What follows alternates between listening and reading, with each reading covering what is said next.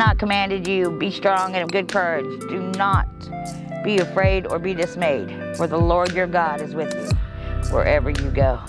And I have to tell myself, I do not live under condemnation and guilt anymore. I don't have to, I'm forgiven. And I am redeemed, and I cannot change the past. But God can change their futures. And you know, you're grateful that God saves you, and you're grateful that God heals you, and you're grateful that God changes you.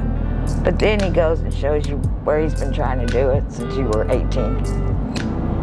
And then he shows you where he did it, and what this was. And the kindness that a Walmart employee at 2 o'clock in the morning showed you. Some lady gets out of her car, gives you house shoes, because you don't have any, it's cold outside. You know, or Victory Outreach comes up selling banana bread, but he wants to talk to you, sitting out there on that curb. Come stay here. I mean, how many times has God reached out? And you don't click on it, that's what's happening. Yeah, that's it. Well, I lived over there too, but they tore all that down. By the river, that's where my friend got murdered. They beat him in the head with a rock. And that's just to be all woods right here, right by that creek. And they tore all that down, so I guess people got, all the camps got busted out of there too. I tried living in the woods, a camp. Blind people cannot live in the woods. You trip over everything, you fall in the creek, it just, you can't do it. It did not work out for me.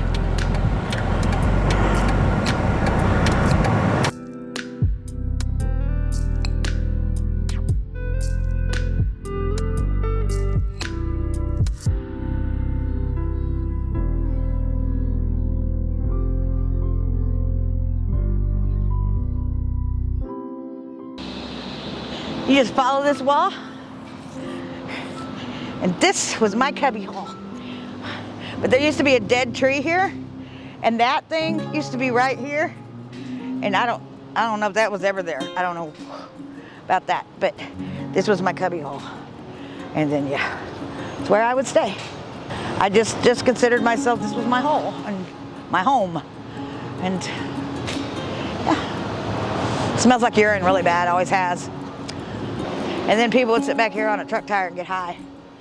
Yeah, but this was my house.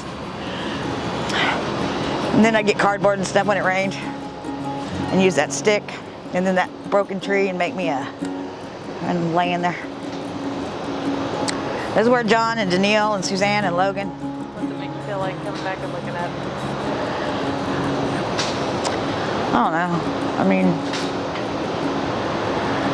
grateful. Just grateful. Because I just didn't, I wanted to believe God had me. But I didn't, I just didn't know when. And I just remember wanting to die. Oh, because I got hit by a car in 2018. On Mother's Day, mind you, at 10:30 at night. And it broke all the bones over here. They had to staple my face back on. They stapled it back into my hair. They just peeled it back in. But it tore up. My heart opened 3 inches across. And nobody realized it because Trauma Center downtown Gaston didn't do chest x-rays or any of that. And I kept telling them I couldn't breathe. So they were thinking it was my bronchitis or my asthma or COPD. But nobody did chest x-rays. So, and then I was there for 12 days. And like they would come in and they knew I couldn't see. And they would just drop my tray on the table and leave. And I wouldn't know who it was. And I'd be saying, who's that? And nobody would answer me. So I'd had enough of it. It was creeping me out. It was freaking me out. And I wanted out of there. So I saw myself out. They just dumped me on a bench in front and just left me out there, broken, everything. But Larry and them came and got me. Well, I didn't know about the angioedema and all that water. And I got like 3, like I'm now 2 of me right now. So back then that would have been like 4 of me. And I was purple. And finally the city hospital at White Rock, they took one look at me and put me in there. And I was 42 pounds of water from my heart. And I was drowning. And I couldn't lay down, I couldn't sit up, couldn't breathe. But in 4 days he got it all off of me.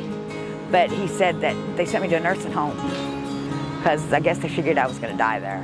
Because Pastor Mike came in and said, they said I was dying. My daughter came, said I was dying. And I kept telling them, no, I'm not. I'm not. Nobody wants to hear me. They're like, okay, Liz. But I wasn't. I just knew it. I just knew I wasn't. And I didn't. Apparently over here, right? I just knew it. And it just, I don't know. So, wound up back on the street after the nursing home. Back to the same old. Some days I was sick and I was tired because my heart wasn't beating and I couldn't even get up off the ground.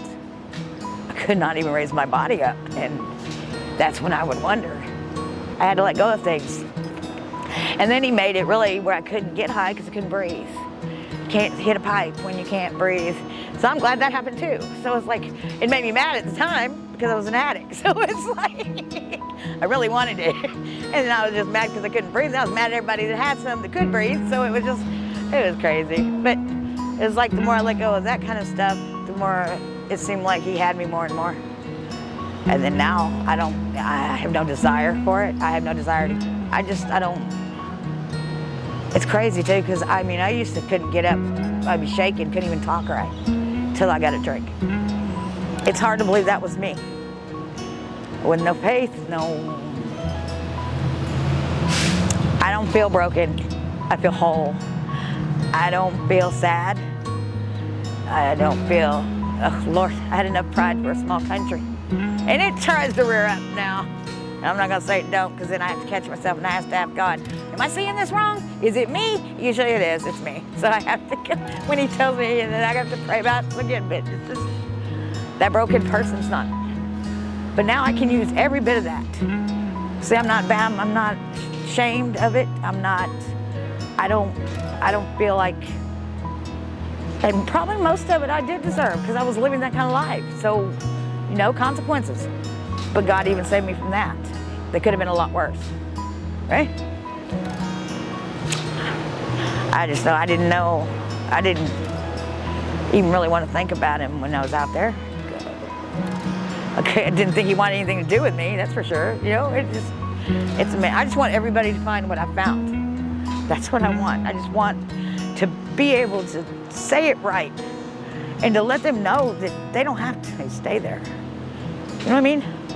That if they would just believe a little bit, it didn't take some great big bunch, just believe a little bit.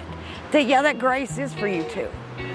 And if you can't believe that Jesus died for your sins yet, you will. If you'll just believe a little bit that God's got you. And then he just shows you he does. And then he uses all these people that you didn't think existed, that there were no good people left in the world. And you find out there's so many. So it's just, last year they put me, April of last year is when Metro Relief put me in a motel. They found me here the November before that. Not last year, but the year before. And they found me here and they told me, because it was real close to Thanksgiving, and they said, well, we're going to be off this weekend, the rest of this week, but are you going to be here?